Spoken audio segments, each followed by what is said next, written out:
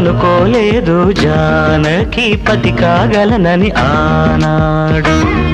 ఆనాడు ఎవరు అనుకోనిది ఈనాడు మనకు నిజమైనది. ఆ రామాయణం మన జీవన పారాయణం. రాముడు అనుకోలేదు జానకి పతి కాగలనని ఆనాడు.